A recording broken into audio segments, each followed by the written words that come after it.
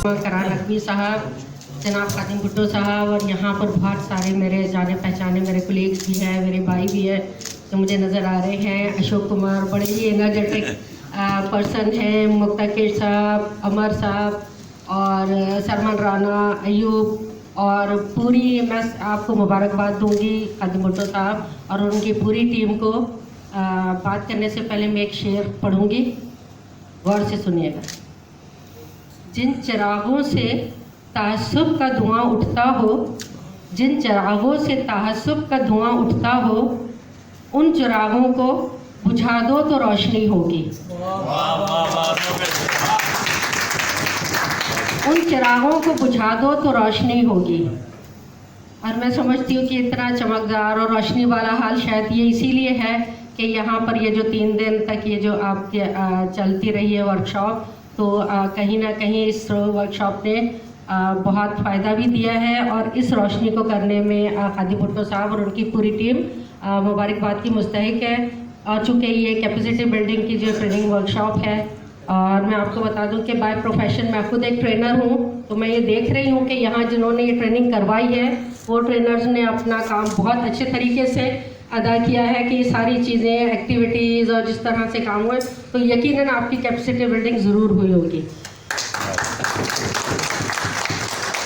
देखिए, सिंध पाकिस्तान, भुट्टो साहब मुझे 2 मिनट ज़्यादा दीजिएगा क्योंकि टॉपिक जो ये है वो बड़ा मेरे दिल के करीब है, क्योंकि कॉन्फ्लिक्ट मैनेजमेंट जो है उस पर मेरा वैसे भी बहुत ज़्यादा काम है।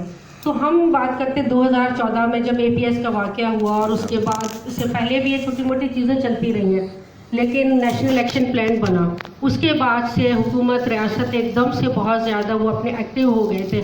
तो पाकिस्तान स्पेशली सिंध तो सूफियों की धरती है। आप, हम, हमारे बाबा और दादा, हम लोग सदियों से यहाँ रहे। सिंध में नहीं रहे होंगे तो भले वहाँ इंडिया के किसी गांव में रहे होंगे, किसी सूबे में रहे होंगे, हम लोग सब साथ रहने वाले। इससे पहले ये मसाइल नहीं थे। अब ये मसाइल क्यों हो रहे हैं? जाहिर है कहीं ना कुछ चीज़ें ऐसी हैं, लेकिन मेजॉरिटी इन चीज़ों को फेवर नहीं कर रही होती। मैं खुद एक प्रोग्राम इस्लामाबाद में इस टाइप का प्रोग्राम था और हमारी मदरसा टीचर्स के साथ ये इस तरह की वर्कशॉप थी।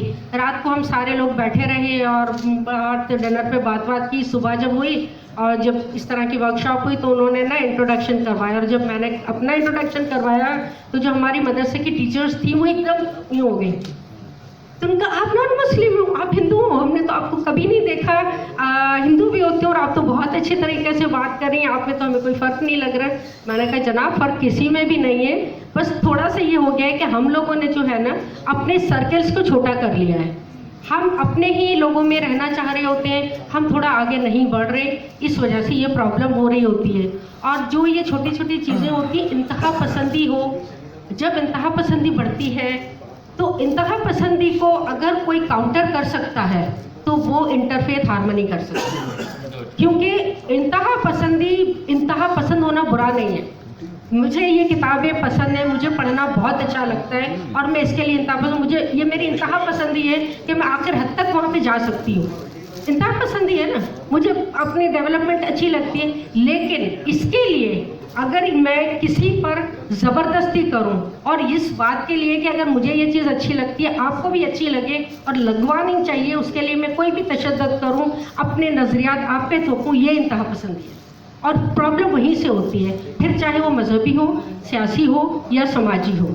और इसके लिए अगर हमें काउंटर करना है तो हमें मजहबी हम आहंगी करनी होगी। यहाँ पर मैं सारी ही कम्युनिटीज़ को देख रही हूँ, किसी को किसी से प्रॉब्लम हुई, कोई प्रॉब्लम नहीं होगी, और हमें वैसे आम जिंदगी में भी प्रॉब्लम नहीं है। लेकिन मैं थोड़ा सा सख्त अल्फाज कहूँगी कि हम लोगों की प्रॉब्लम यहाँ शुरू होती है कि जब हम किसी एक के साथ कोई मसला देखते हैं तो हम उस मसले को उसका मसला समझते हैं, अपना मसला नहीं समझते। अगर किसी क्रिश्चियन, हिंदू, सिख या मुस्लिम, शिया, सुन्नी किसी के साथ भी कोई प्रॉब्लम हो, और अगर ये सारी टेबल पर जिस तरह लोग बैठे खड़े हो जाएं उस इलाके में, तो यकीनन करने वालों की हौसला शिकनी होगी। और हम माजरत के साथ हम वो नहीं कर रहे होते, अगर उसका है तो वही बाहर निकलेगा, वही करेगा। ये जो पीस काउंसिल्स बनाई गई हैं, ये एक बहुत ज़रूरी कदम था। हमारी ये लेडीज़ की भी ऐसी एक पीस काउंसिल बनी है सारी पार्लियामेंटेरियंस की, क्योंकि ये छोटे लेवल पर यही काम होते हैं। अब्दुल खालिक साहब का ये मदरसा था जामा सतारिया, जामा सतारिया वो मदरसा हो, वहाँ पर सर्टिफिकेट देने हो, और सर्टिफिकेट देने के लिए जाए मंगला शर्मा बिंदी लगाकर, न सर्टिफिकेट लेने वालों को प्रॉब्लम हुई न देने वालों को प्रॉब्लम हुई, किसी का कोई मजहब खराब नहीं हुआ। तो हम लोगों ने अपने आप को जो छोटे सर्किल में डाल दिया है, हमारी अपनी चीज़ें हमारे साथ हैं, लेकिन हमें अपने अपने लोगों के साथ जो रहते हैं पहले हम उनका ख्याल रखें, क्योंकि हमारी छोटी गलती कहीं ना कहीं आगे जाकर हमारी मुल्क की बदनामी का बाइस बनती है और फिर चीज़ें ये ख़राब होने जाती हैं। क्योंकि मैं यही कहूँगी कि न मस्जिद को जानते हैं न मंदिर को जानते हैं, न मस्जिद को जानते हैं न मंदिर को जानते हैं, जो भूखे पेट होते हैं वो सिर्फ निवालों को जानते हैं। इसके साथ में कादिम भुट्टो साहब, अशोक साहब, जो बहुत ही एक मीडिया की उसमें बहुत अच्छा काम कर रहे हैं माइनॉरिटी का, और इस तरह से चीज़ों को ये हाईलाइट कर रहे होते हैं। तमाम पार्टिसिपेंट का बहुत बहुत शुक्रिया।